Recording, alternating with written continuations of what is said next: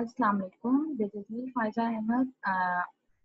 I am currently undergraduate of PharmD in the final year, and inshallah will soon be a graduate. I have the teaching experience of teaching the primary, the secondary, and the metric levels in various schools of Karachi.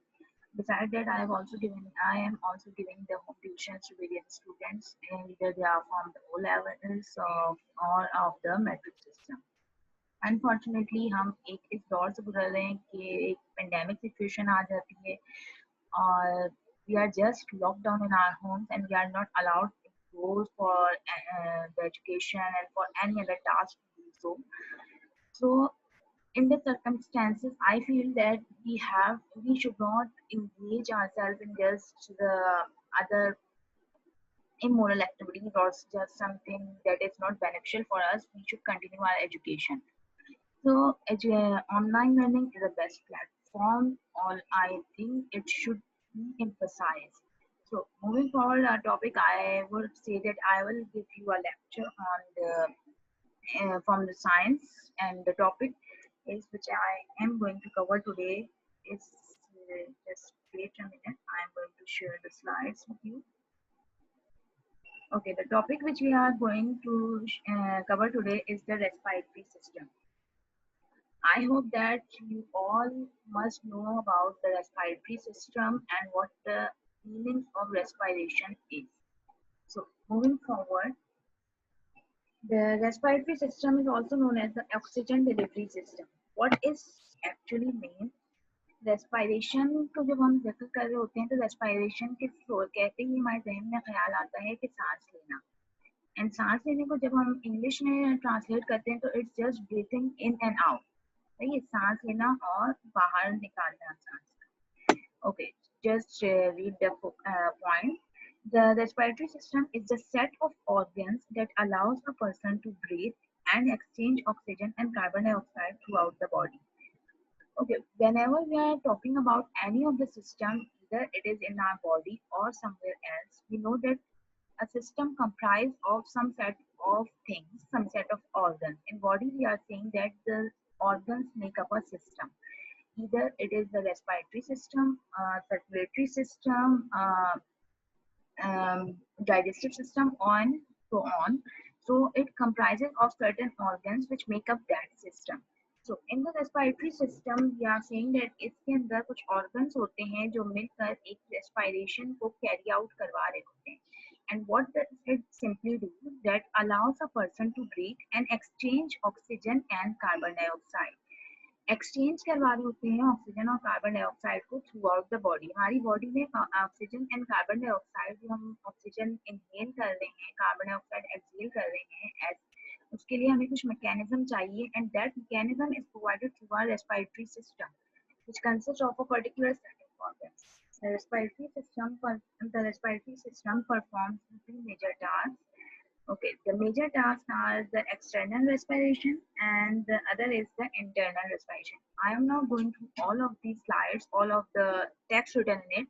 I'm just giving you the basic concept of what the respiratory system is and what it comprises of. So don't get bothered with it that I'm not covering the whole slide. Okay, so the external respiration, when we are just dealing with, when we just see this word, the external, we know that means when we are talking about something that is outside.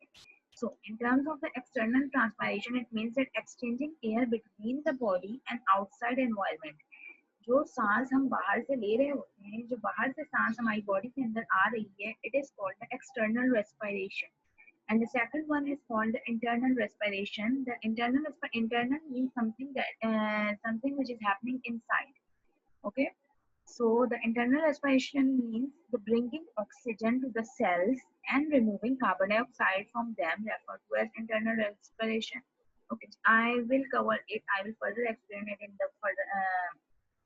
the further slides. So just carry on and be patient. Okay, this is the respiratory system and these are the organs which make up our respiratory system. ये वो organs हैं जो मिला के हमारा respiratory system बनाते हैं. इनके बगैर हमारी respiration जो है वो carry out नहीं हो सकती है. The first one is our nose. Second is mouth. We all know that कि हम सांस लेते हैं तो वो नाक और मुंह के जरिए हम सांस ले रहे होते हैं. मेजर ऑर्गन जो है वो नोज होता है कि ज्यादातर सांस जो है वो नाक में ली जाती है. The third is the trachea, and the fourth is the bronchial tube.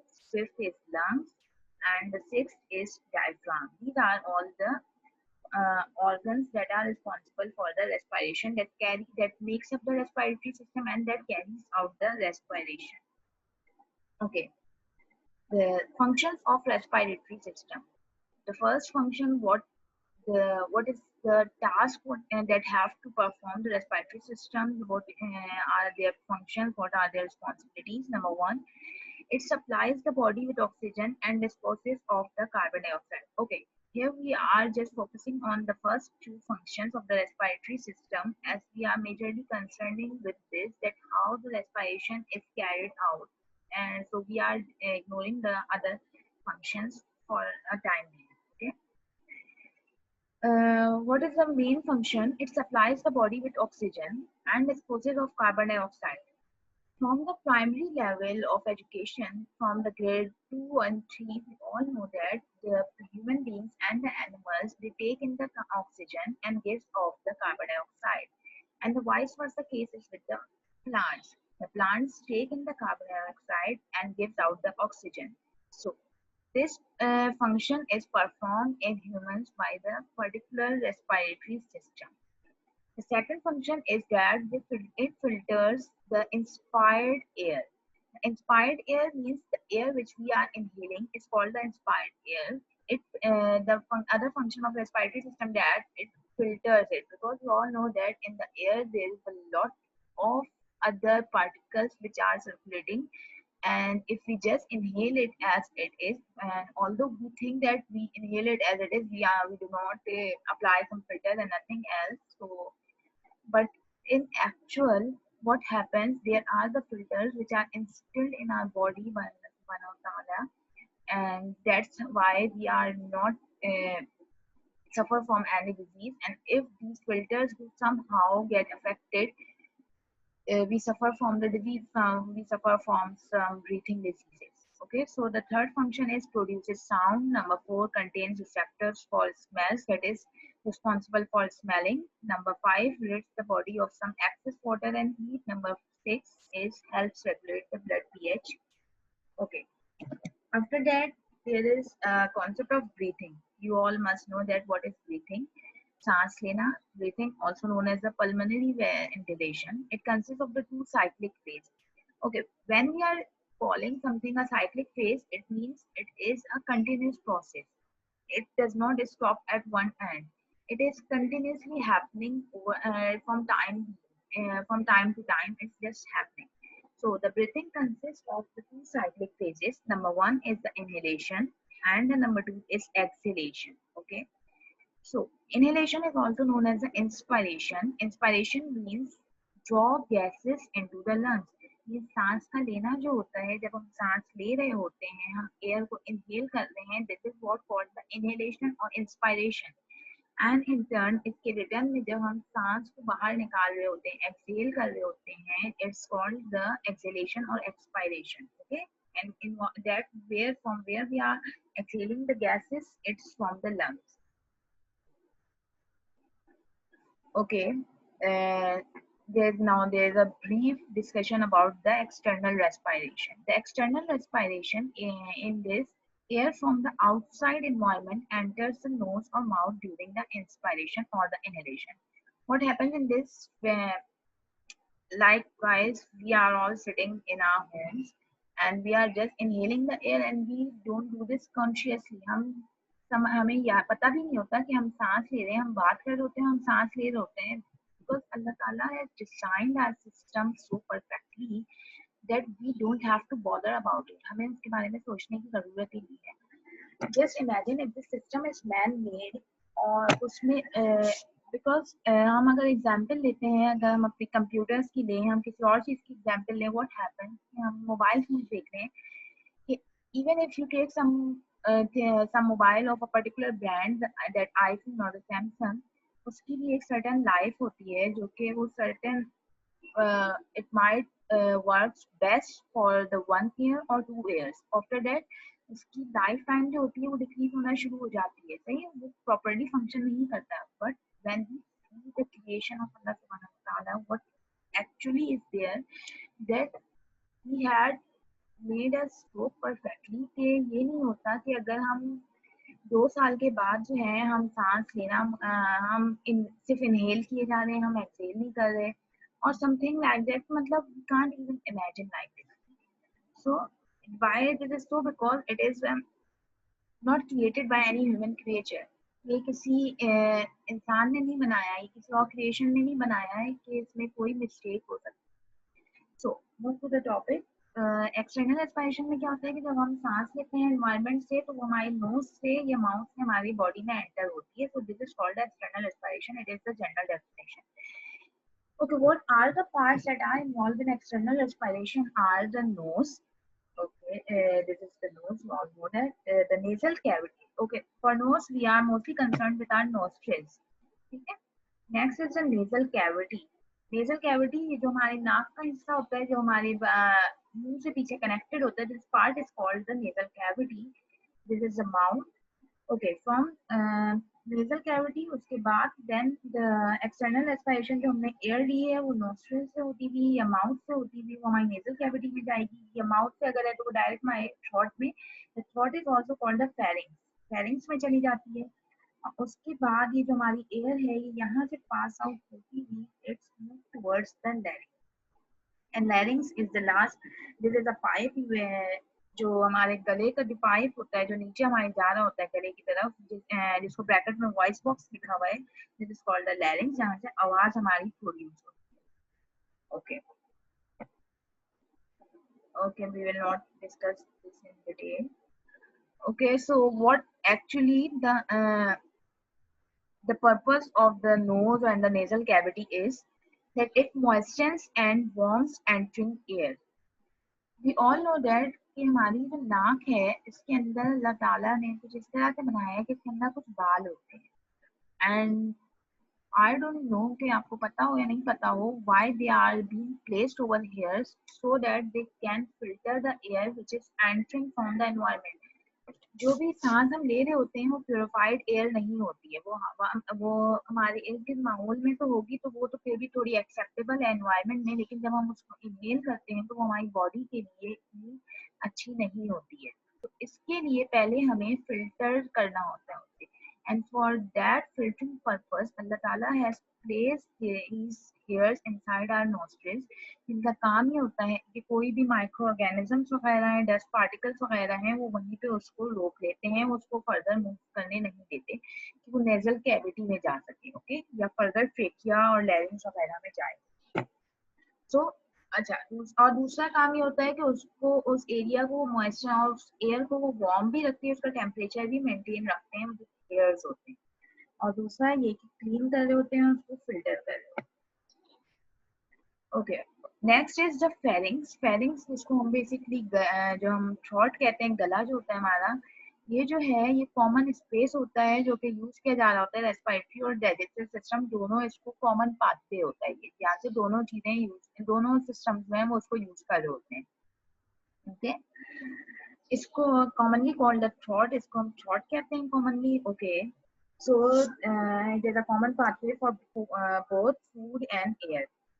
अब इसमें क्या होता है कि हमारा जो खाना है वो भी उसी एरिया से जा रहा होता है और हमारी जो एयर है वो भी उसी एरिया से जा रही होती है. इस तरीके से नहीं होता कि आपके खाने के लिए कोई अलग चीज लगी हुई और आपकी सांस लेने के लिए अलग चीज लगी हुई. यू मस्ट हैव हर्ड के आपको बड़े कहते हैं या वैसे भी कहा जाता है कि खाना खाते हुए बात नहीं करनी चाहिए. Why is this so? ऐसा क्यों कहा जाता है? वो इसलिए कहा जाता है कि खाना जो है आपका वो सांस की नाली में ना चला जाए.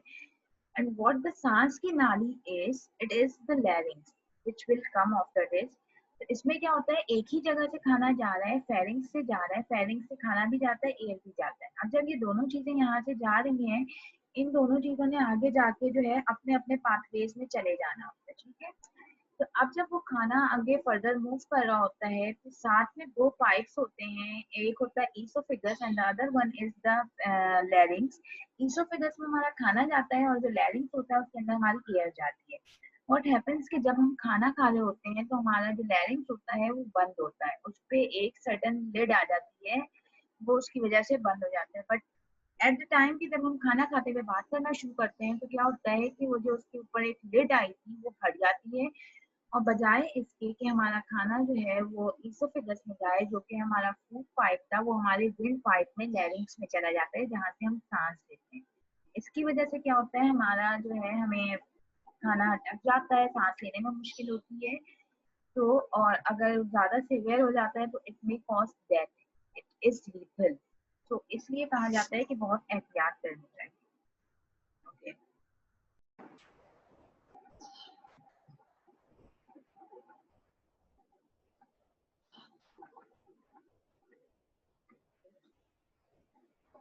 Just wait, give me a minute.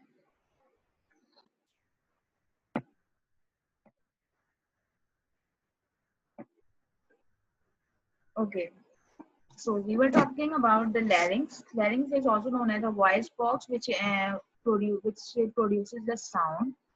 It conducts the air into the lower respiratory tract and it prevents a swallowed material, यानी जो भी हमने खाना खाया है, जो भी चीज हमने मुंह में ली है, उसको वो it prevents from entering into the lower respiratory tract, कि वो हमारी सांस की नाली में ना जा सके, उससे वो प्रिवेंट कर रहा हो।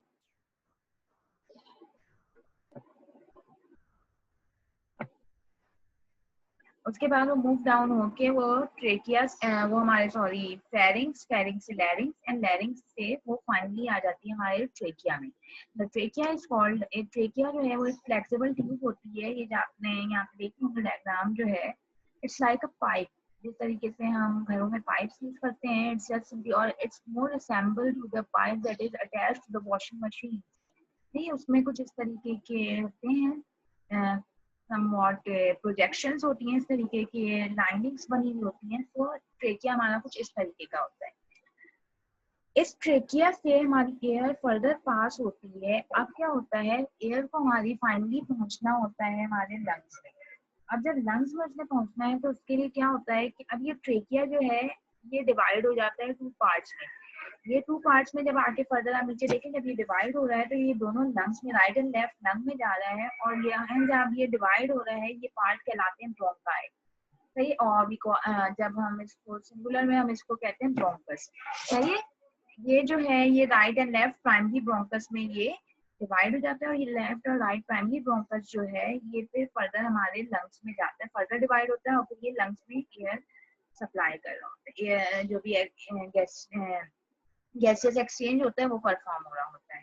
ओके, लंग्स आपको पता है दो लंग्स होते हैं हमारे, लेफ्ट एंड राइट लंग है। लेफ्ट लंग जो होता है वो डिवाइड हुआ होता है टू लोब्स में, उसके and that is the smaller than right lung. और उसके बाद जो हमारा राइट लंग है वो डिवाइड होता है थ्री लोब्स में। After that they okay, I will just give it a little bit review about this.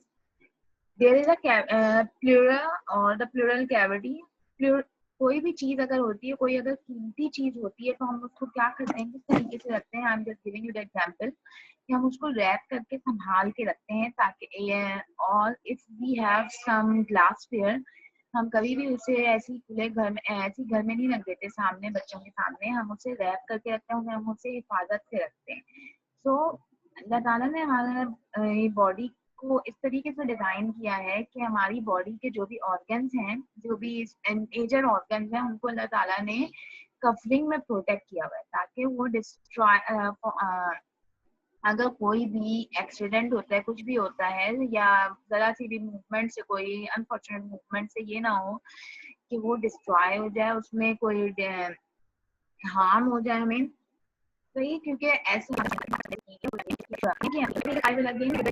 Glass fears के, जब हम ग्लास फेयर्स को पैक कर रहे होते हैं, अगर हमने कहीं मूव करना होता है तो उसके लिए क्या करते हैं, हम उसको बॉक्स में पैक करते हैं और साथ में फिर उसको हम उसको लेयर कर दे देते हैं, रैप करते हैं किसी क्लोथ से, किसी ऐसी चीज से कि जो उसे कुशन प्रोवाइड करे, कि ताकि अगर कोई मूवमेंट भी हो तो उसकी वजह से वो चीज टूट ना सके। इन द सिमिलर वे अल्लाह ताला ने जो है हमारे लंग्स को वो प्लूरल मेम्ब्रेन से तो कवर किया हुआ है, लेकिन साथ में कैविटी दी है, कुशनिंग प्रोवाइड की है, जो कि प्लूरल कैविटी होती है और उसके अंदर अल्लाह ताला ने प्लूरल फ्लूइड हमें दिया है कि जो कि यानी उसको गिरने नहीं दे सकता। ओके, इस स्लाइड में देखिएगा, यहाँ पे लंग्स को सराउंड किया हुआ है एक ब्लू कलर की membrane.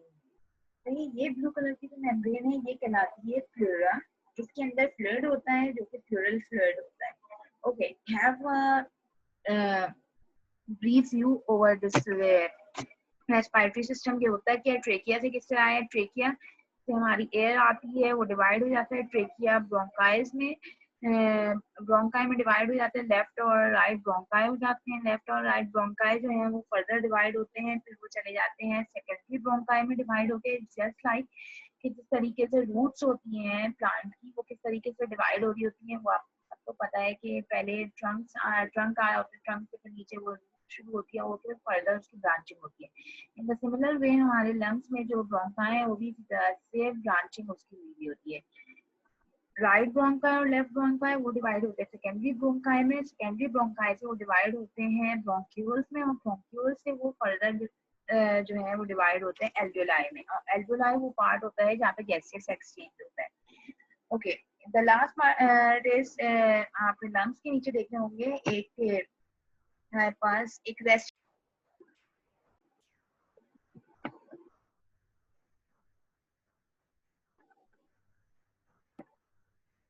Okay, okay, now this is the major concern that how lungs work. काम किस तरीके से करते हैं लंग्स, ये सारी तो कहानियां हो गई कि क्या क्या था उसमें, but how it actually works.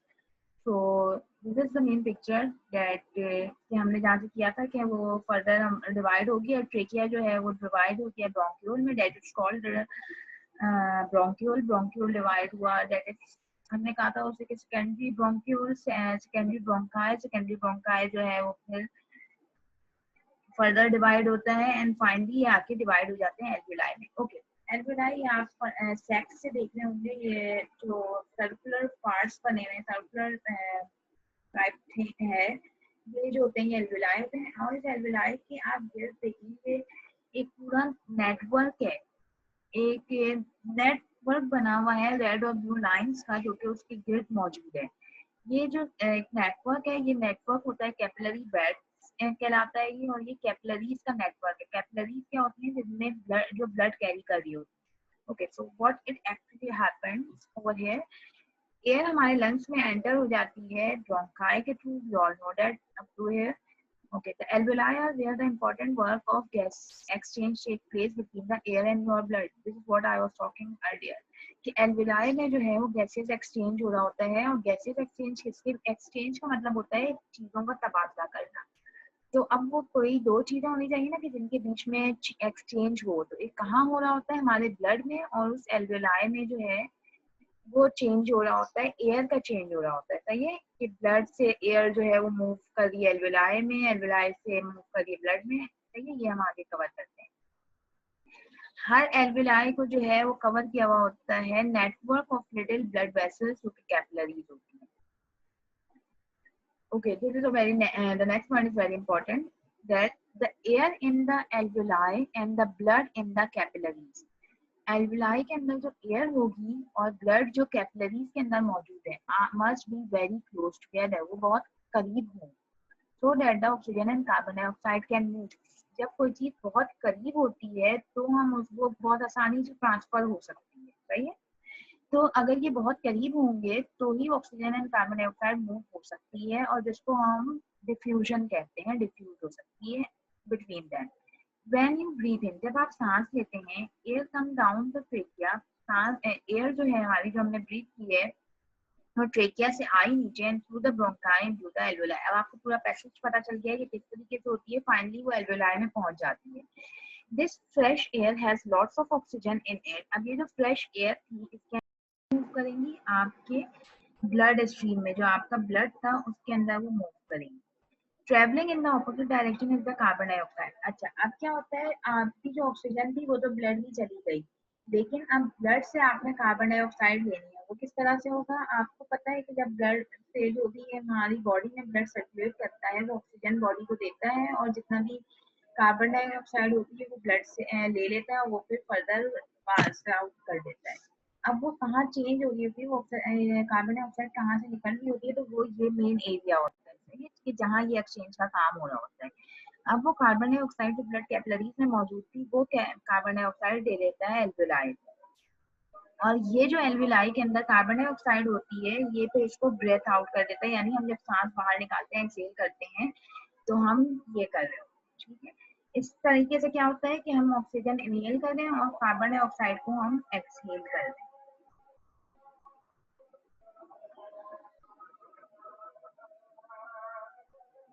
Okay okay, breathing में फिर ये सारी वही चीजें आ गई कि हम किस तरीके से ले रहे हैं, किस तरीके से एयर इनहेल और एक्सहेल कर रहे हैं। Okay, so I think and I hope कि आपको ये काफी समझ आ गया होगा लेक्चर, आपको इसमें पसंद समझ आया होगा। पसंद आना ना आना, I don't believe in it. I what I put my emphasis on की चीजें समझ आनी चाहिए, it must be clear from the very basics, कि आपको आगे हायर ग्रेड पे जाके कंफ्यूजन नहीं हो कि अच्छा मुझे ये चीज मैंने शायद बेसिक्स अगर इसकी सही पढ़ ली होती तो मुझे ये आज सही समझ आ रही होती, क्योंकि जिस तरीके से आप आगे प्रोग्रेस कर रहे होते हो, आगे क्लासेस में जाते हो, चीजें कॉम्प्लिकेट होती जाती हैं। आपको कोई भी बेसिक से नहीं पढ़ाएगा, बिकॉज उन्हें क्या उन्हें उनके जहन में ये होता है कि आप ये चीजें तो बेसिक से पढ़कर आए हैं, आपने प्राइमरी सेकेंडरी में ये चीजें पढ़ी हुई हैं, तो फर्दर आपको आगे पढ़ाया जाएगा, कभी भी बेसिक से स्टार्ट नहीं करेंगे। Thank you for bearing me, thank you for your patience. Okay, Allah.